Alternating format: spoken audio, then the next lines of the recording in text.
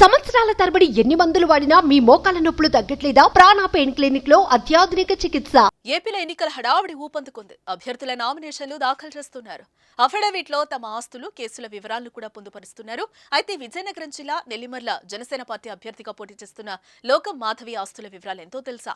మాధవి ఆస్తుల విలువ అక్షరాల 894.92 కోట్లు. వీటిలో మిరాకిల్ పేరుతో సాఫ్ట్వేర్ కంపెనీ, విద్యా సంస్థలు, భూములు, ఆభరణాలు, నగదు, బ్యాంక్ డిపాజిట్స్ వంటివి ఉన్నాయి.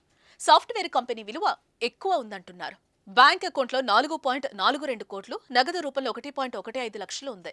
చరాస్తులు 856.57 కోట్లు కాగా స్థిరాస్తులు 15.70 కోట్లు, అప్పులు 2.69 కోట్లు ఉన్నట్లుగా లెక్కలు చూపించారు. విజయనగరం జిల్లా చీపురుపల్లి వైఎస్ఆర్సీపీ అభ్యర్థి మంత్రి బొత్స సత్యనారాయణ కుటుంబ ఆస్తి 5 ఏళ్లలో దాదాపు 2.5 రెట్లు పెరిగింది. మంత్రి పేరిట చరాస్తులు 3.78 కోట్లు, ఆయన భార్య ఝాన్సీ లక్ష్మి పేరిట చరాస్తి 4.75 కోట్లు, హెచ్సిఎఫ్ 35.04 లక్షలుంది.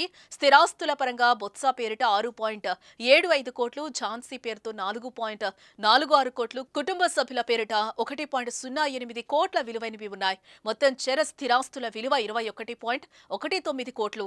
2019 అఫిడవిట్ ప్రకారం 8.23 కోట్లు మాత్రమే ఆస్తుంది.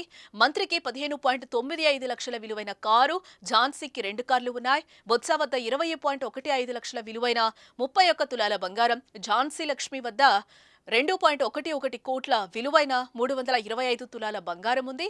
అప్పులు 4.24 కోట్లుండగా ఎక్కువగా కుటుంబ సభ్యుల నుంచి తీసుకున్న అప్పులే ఉన్నాయి. వీరిపై కేసులు లేవు. లెక్కల ప్రకారం బొత్స సత్యనారాయణ, ఆయన భార్య కన్నా జనసేన అభ్యర్థి మాధవి ఆస్తులే ఎక్కువగా ఉన్నాయి.